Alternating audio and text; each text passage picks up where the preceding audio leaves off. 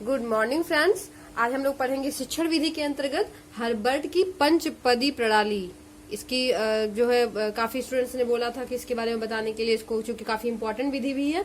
आप लोग कोई भी तैयारी कर रहे हैं, चाहे सीटेट की या एस टेट की, यूपी टेट या सुपर टेट या फिर कोई भी प्रिपरेशन कर रहे हो, कोई भी शिक्षक संबंधी तैयारी कर रहे हो, तो सभी के लिए इम्पोर्टेंट है। तो आज हम लोग पढ़ेंगे हर्बर्ट की पंचपदी प्रणाली। इससे काफी इम्पोर्टेंट क्वेश्चन भी पूछते हैं, जैसे कि इसमें पूछ देता है कि इनके जो है सिद्धांत कौन थे, इनके पद कौन से, इन्होंने ये अपनी पंचपदी प्रणाली दिया कब है। ठीक है, तो आप ध्यान दीजिएगा, इसमें इनके सिद्धांत जो है और उनके जो पद है वो अलग अलग है। ठीक, तो आज हम शुरू करते हैं। और हाँ, जो लोग आज नए होंगे क्लास में या नई वीडियो पहली बार देख रहे होंगे, उनके लिए डिस्क्रिप्शन बॉक्स में इनका लिंक दिया हुआ है और इसके अदर पार्ट्स का आप लोग देख लीजिएगा। और इसके साथ ही हम जो भी इम्पोर्टेंट विधियां हैं उसको भी आप समझ लीजिएगा। कोई डाउट होगा तो आप कमेंट बॉक्स में जरूर बताइएगा। तो हर्बर्ट की पंचपदी प्रणाली, ठीक है, इसको हर्बर्टीय उपागम भी कहते हैं, ध्यान दीजिएगा।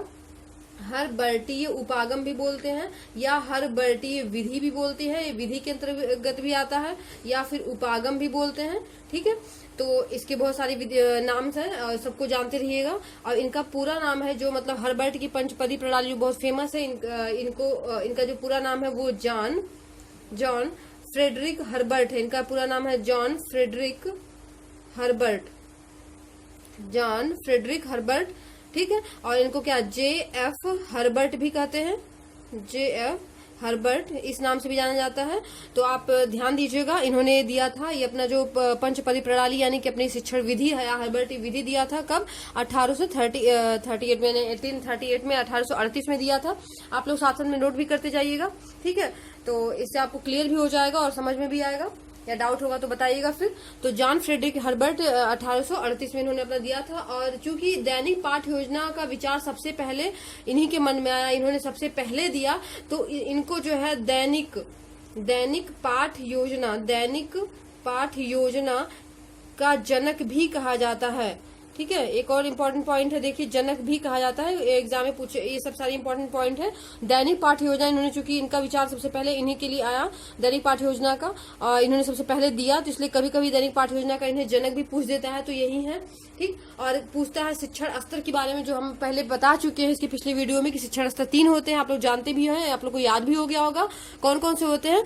फर्स्ट होता है स्मृति स्तर, सेकंड होता है अवबोध स्तर और थर्ड होता है चिंतन स्तर। तो ये किस स्तर के अंतर्गत आता है, ये जो है अवबोध स्तर के अंतर्गत आता है। कहीं कहीं इसके और भी नाम मिलते हैं, लेकिन आप ध्यान दीजिएगा अवबोध स्तर के अंतर्गत आता है, मतलब ये समझ पे आधारित होता है। ठीक है, चलिए हम बात करते हैं इनके सिद्धांत की। इन्होंने अपना सिद्धांत कौन कौन सा दिया था। देखिए, पंचपदी प्रणाली है, जो पंचपद है इनका ये दूसरा है और इनके जो सिद्धांत है वो दूसरे हैं। ठीक, इनका सिद्धांत की बात करते हैं तो ये सिद्धांत जो है 4 दिए थे। इनका जो सिद्धांत है वो 4 थे। ठीक, ध्यान दीजिएगा, 5 नहीं है बल्कि 4 है। तो इसमें पहला है क्या, इनका पहला है अस्पष्टता। इनका पहला सिद्धांत इन्होंने दिया था अस्पष्टता, और सेकंड दिया था इन्होंने संबंध दिया था।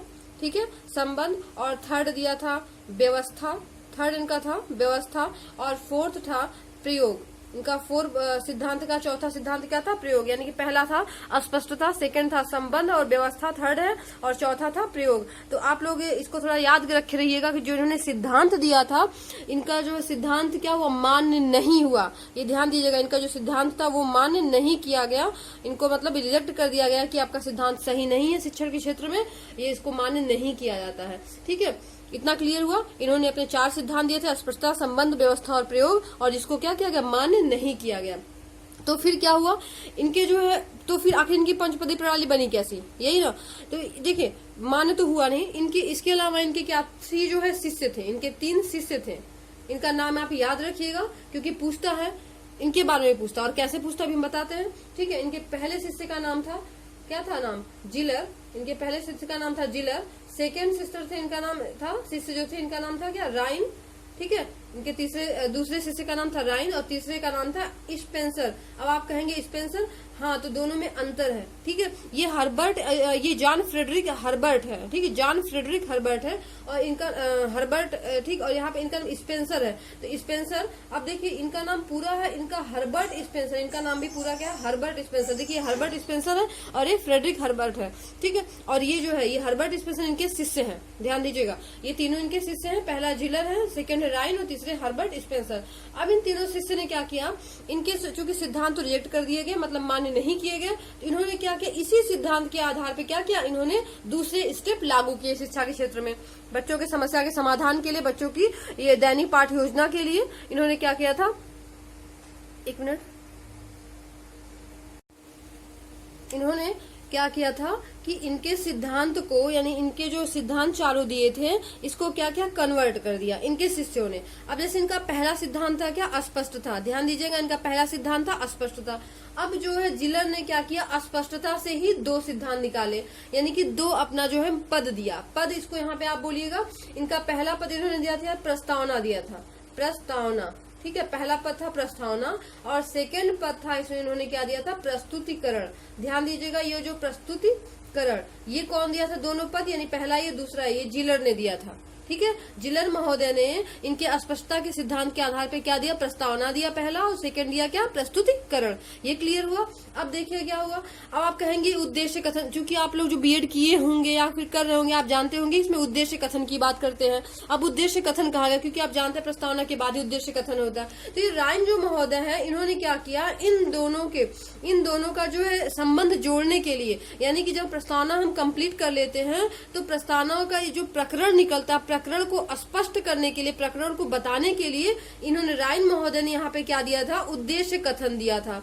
इन्होंने कहा कि उद्देश्य कथन देना इंपॉर्टेंट, और उद्देश्य कथन ही क्या करेगा, यहाँ प्रस्तुतिकरण का क्या करेगा, स्टार्टिंग करेगा, प्रस्तुतिकरण का शुरुआत करेगा। तो क्लियर हुआ, जिलर महोदय ने क्या दिया था, प्रस्तावना दिया था पहला पद, सेकंड दिया था प्रस्तुतिकरण। और उद्देश्य कथन की बात करते हैं तो ये कोई पद ना हो कि क्या था, इन दोनों को जोड़ने वाली एक कड़ी थी, और ये कौन दिया था, राइन ने दिया था। ये कोई जो पद नहीं है, तो सेकंड यहाँ पे हो गया, ठीक है। अब हम बात करते हैं अगले पद की ओर। यहाँ पे क्या था, अगला था यहाँ पे संबंध था, व्यवस्था था और प्रयोग था। संबंध, व्यवस्था और प्रयोग। देखिए संबंध को यहाँ पे स्पेंसर की अब बात करते हैं। संबंध को ही इन्होंने क्या किया था, यहाँ पे तुलना कह दिया था। देखिए कहीं कहीं आप ध्यान दीजिएगा, यहाँ पे हम तुलना तो लिख दे रहे हैं, संबंध को तुलना लिख दे रहे हैं, ठीक है, लेकिन कहीं कहीं क्या होता है, संबंध को संबंध भी दिया रहता है और तुलना भी दिया रहता है। तो ध्यान दीजिएगा कि अगर संबंध भी दिया है और तुलना भी दिया है तो आप मत कहिएगा कि गलत है, ये कहीं कहीं दोनों दिया रहता है। लेकिन यहीं पे कभी कोई क्वेश्चन पूछता है कि किसको बदल दिया गया, मतलब किसके स्थान पे कुछ और दिया गया, तो ये देखिए ध्यान दीजिएगा, संबंध के जगह पे ही तुलना दिया गया था। ये बात अपने दिमाग में रख लीजिएगा कि संबंध के जगह पे एक एग्जाम में पूछ चुका है। तो जब भी आप पूछेगा कि संबंध के स्थान पे या फिर कौन से इसमें स्टेप या कौन से सिद्धांत को बदला गया था, तो ध्यान दीजिएगा संबंध के स्थान पे तुलना बदला गया था, ये क्लियर रखिएगा, ठीक है। लेकिन कहीं कहीं संबंध और तुलना दोनों ही दिया था, तो दोनों ही सही होगा।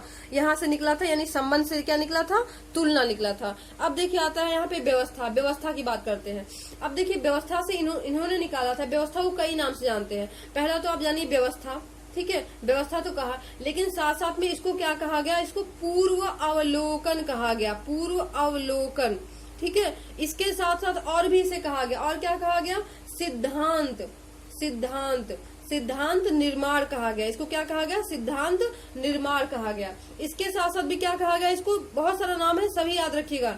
निष्कर्ष कहा गया, ठीक है, निष्कर्ष कहा गया, ठीक है। और इसके साथ साथ क्या कहा गया, इसको सामान्यीकरण कहा गया, सामान्यीकरण। इसके बहुत सारे नाम आते हैं, दोनों में सब में जो है कभी कभी वो नहीं पूछता, उसके अलावा इसको पूछ देता है, कभी इसको पूछ देगा, तो आप डाउट में मत रहिएगा।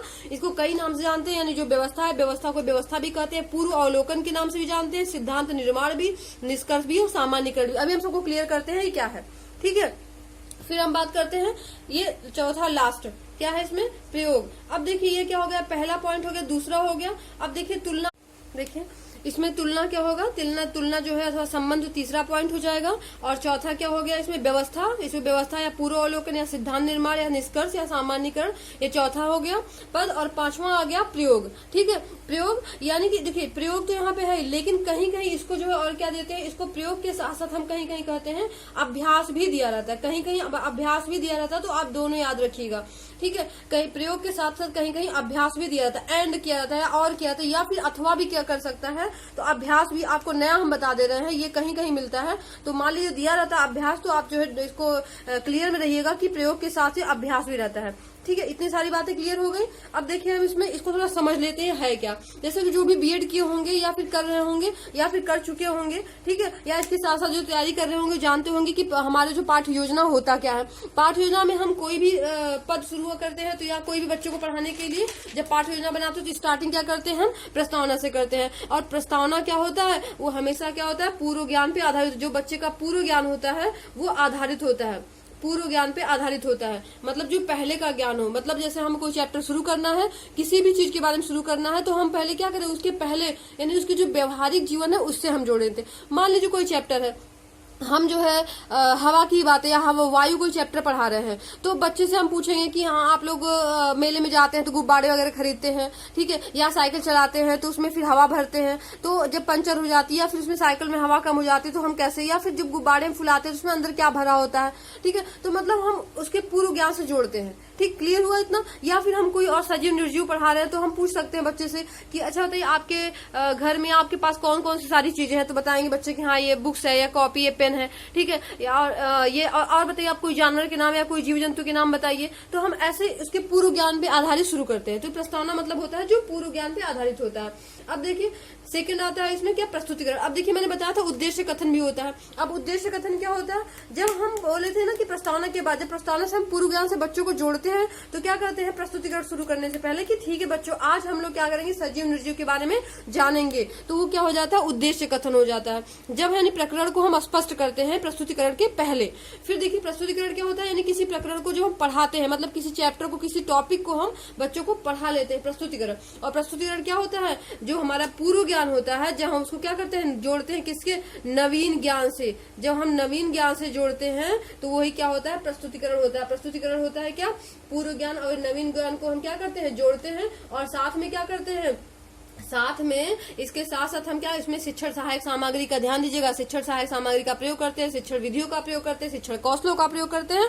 इसमें बहुत सारी चीजें प्रस्तुतिकरण में आ जाएंगी। फिर हम आते हैं तुलना में। इसमें जो तुलना और संबंध की हम बात कहे थे, ठीक है, तुलना और संबंध की बात हमने कहा था, यानी कि जब बच्चों को हम पढ़ा लेंगे, नवीन ज्ञान और पूर्व ज्ञान दोनों को हम ऐड कर लेंगे, जोड़ लेंगे, तो बच्चा क्या करता है, उन पूर्व ज्ञान और नवीन ज्ञान में क्या करता है, संबंध देखता है कि दोनों में आखिर संबंध है क्या। और साथ में क्या करता है, तुलना करता है, दोनों में क्या कर तुलना करता है। और किसके द्वारा तुलना करवाते हैं, हम उदाहरण दे के तुलना करवाते हैं कि ताकि बच्चों को क्या हो जाए, स्पष्ट हो जाए। फिर हम आते हैं अगले स्टेप में, किसमें आते हैं, व्यवस्था अथवा पूर्व अवलोकन या सिद्धांत निर्माण, निष्कर्ष या सामान्यीकरण। इसमें क्या होता है कि जब हम बच्चों को नए ज्ञान या पूर्व ज्ञान का जोड़ के सिखा देते हैं, बच्चों को एग्जाम्पल देके शिक्षण कौशलों का प्रयोग करके, जब बच्चा सब कुछ समझ जाता है तो क्या करता है, लास्ट में एक निष्कर्ष पे पहुंच जाता है, निर्माण, मतलब वो एक तरह क्या सिद्धांत बन जाता है कि अच्छा इसका मतलब वायु का उपयोग कहाँ कहाँ है, या वायु के बिना हम नहीं रह सकते। मतलब वो लास्ट में क्या एक निष्कर्ष निकालता है कि वायु हमारे जीवन में कितना इंपॉर्टेंट है, किस तरह से इंपॉर्टेंट है, ठीक है, निष्कर्ष निकल जाता है। और इस लास्ट में क्या आते हैं, हम प्रयोग अथवा अभ्यास की तरफ आते हैं। प्रयोग अथवा अभ्यास मतलब फिर उसके बाद क्या करते हैं हम, वो बच्चा क्या करता है, उनका प्रयोग करना सीखता है। इस लास्ट स्टेज में क्या होता है, पांचवें में प्रयोग करना सीखता है। और साथ साथ अभ्यास, जैसे हम गृह कार्य के रूप में अभ्यास देते हैं, मतलब गृह कार्य करने के लिए देते हैं, तो बच्चा क्या करता है, उसका अभ्यास करता है। या फिर बच्चों को कोई प्रैक्टिकल करवा रहे हैं तो बच्चा क्या करता है, एक्सरसाइज करता है कि हाँ रियल में जो पढ़ाया गया, जो हमें बताया गया है वो सही है कि नहीं। वो अभ्यास के द्वारा फिर क्या करता है, अपने सिद्धांत को, अपने जो निष्कर्ष निकाले, अपने सामान्यीकरण को क्या करता है, अपने जीवन में उसको स्थापित कर लेता है। तो इतनी सारी बातें आपको क्लियर हो गई। हाँ, इसमें कुछ और अच्छे पॉइंट है, कुछ नए पॉइंट है, आप देखिएगा। तो 1960 की बात करते हैं हम, ठीक है। 1960 में या इस 1960 के जो पहले था, यानी 1960 तक ये जो है प्रणाली शिक्षा के क्षेत्र में, यानी कि बच्चों की समस्या के समाधान के लिए, या फिर कहिए कि दैनिक पाठ्य योजना में 1960 तक इसका जो यूज होता था, हर जगह यूज होता था। लेकिन 1960 के बाद यानी 1961 से जो हमारी भारतीय उपागम आ गया, यानी कि एनसीईआरटी ने क्या कर दिया, इसको जो है बदल दिया। मतलब कि फिर हमारा जो एनसीईआरटी के आधार पर जो पाठ्य योजनाएं होती हैं उसका निर्माण होने लगा, उसका प्रयोग होने लगा। तो पूछता है कि मान लीजिए पूछता है कि कब तक इसका यूज हुआ या फिर कब तक अधिक प्रयोग हुआ, तो आप कहेंगे 1960 तक इसका अधिक प्रयोग हुआ। लेकिन 1961 के बाद जो है हम भारतीय उपागम के आधार पर, यानी एनसीईआरटी के आधार पर 1961 के बाद जो है इसका लागू करने लगे हैं, ठीक है। मतलब जो अपनी भारतीय एनसीईआरटी के द्वारा जो पाठ्य योजना है उसको हम लागू करने लगे। तो इतनी सारी बातें क्लियर हो गई, ठीक है। हमें लगता है आप लोगों को सब कुछ समझ में आ गया होगा, सब कुछ क्लियर हो गया होगा। देखिए इसमें क्या है, हर्बर्ट, इसको हर्बर्टीय विधि भी बोलते हैं, या हर्बर्ट की पंचपदी प्रणाली भी इसी को बोलते हैं, ठीक है, या उपागम बोलते हैं। इसको जॉन फ्रेडरिक हर्बर्ट इनका पूरा नाम था, 1838 में इन्होंने दिया था। इन्होंने अपने 4 सिद्धांत दिए थे, अस्पृश्यता, संबंध और व्यवस्था और प्रयोग, जो कि मान्य नहीं हुआ। यह अवबोध स्तर का शिक्षण विधि है, ध्यान दीजिएगा, अवबोध स्तर की शिक्षण विधि है।